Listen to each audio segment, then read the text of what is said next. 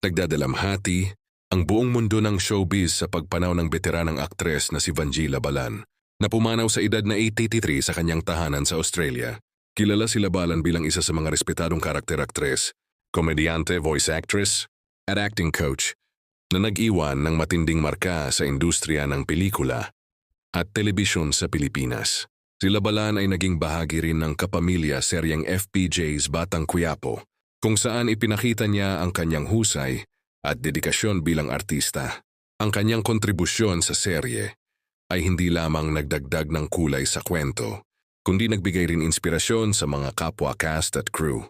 Matapos lumabas ang balita ng kanyang pagkawala, nagpaabot ng pakikiramay si Coco Martin at ang buong cast ng Batang Quiapo.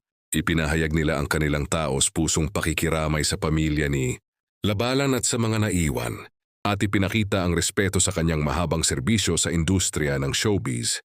Marami rin sa mga netizens at kapwa artista ang nag-post sa social media ng kanilang mga mensahe ng pasasalamat at alala sa veterana. Pinuri nila ang kanyang dedikasyon, kabaitan, at pagiging inspirasyon sa mas batang henerasyon ng mga artista. Saingan ni Coco ang pagkawala ni Miss Vanjie.